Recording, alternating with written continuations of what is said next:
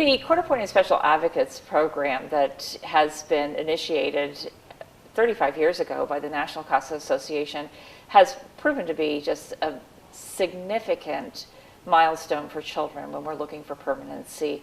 And the permanency obviously is something that has come about because these children have been placed into foster care due to abuse and neglect by their caregivers. So the importance of a Court-Appointed Special Advocates program for any community and is to change the outcomes for children.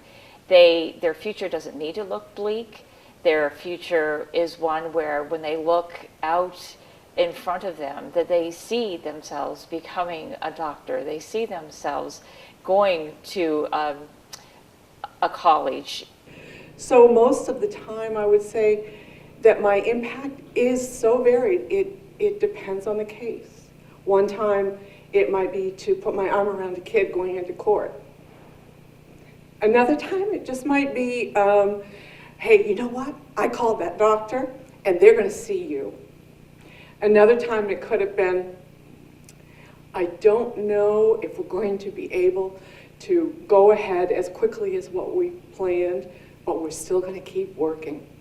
So those are the kinds of things. It's very varied and it's very challenging, but it certainly is individual to the case that I'm working on. And sometimes in some of my cases, I've had more than one child. So it becomes individual to the child as well as to the case.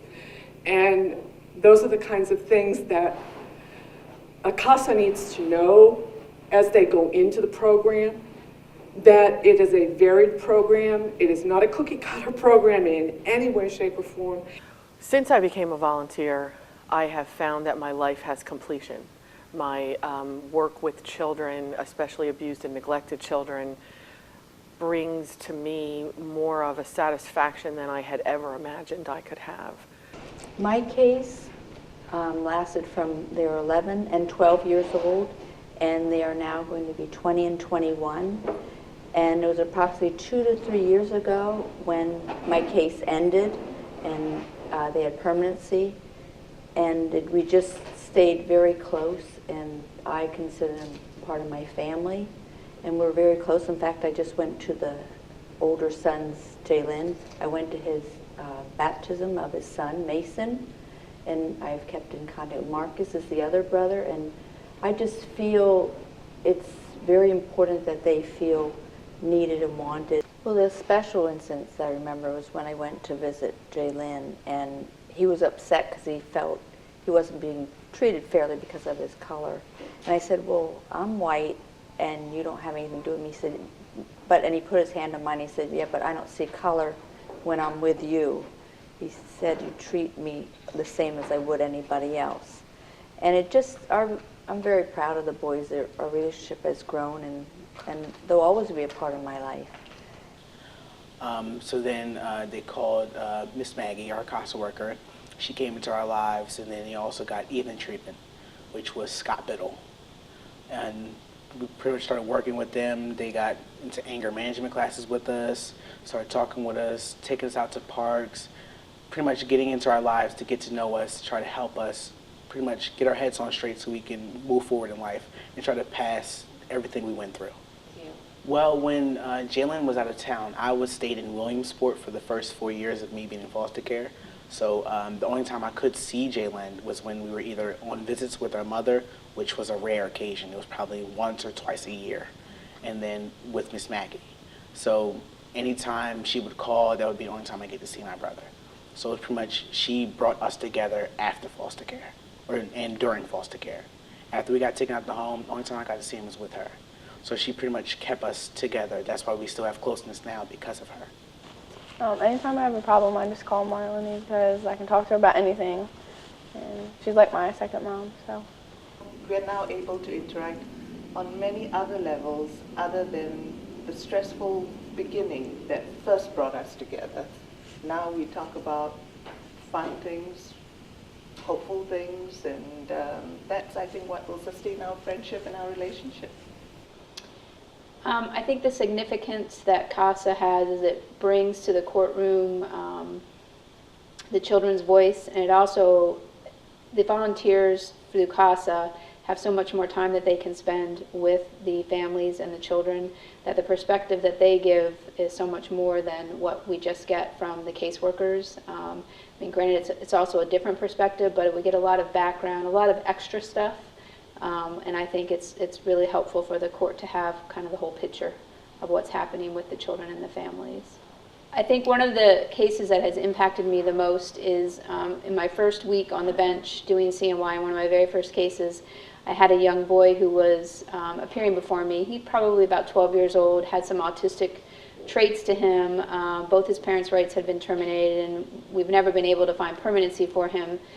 He has spent a lot of times in and out of residential treatment in different foster homes, and throughout the whole proceedings, he was sitting next to the guardian ad litem and kept raising his hand, wanting to talk and answer the questions that people were asking about him, and I kept assuring him that when we were all done, I would let him tell me anything he wanted to tell me, that I was going to let him speak last. And when we finally got to the point that he was able to speak, he told me that he wanted me to find him a family, which definitely impacted me from that point on. And not too long after that, I had a child in front of me who, when I asked him if there was anything that I could do for him, he asked me to make him a miracle. And again, another thing that has tremendously impacted me in dealing with the children and youth cases.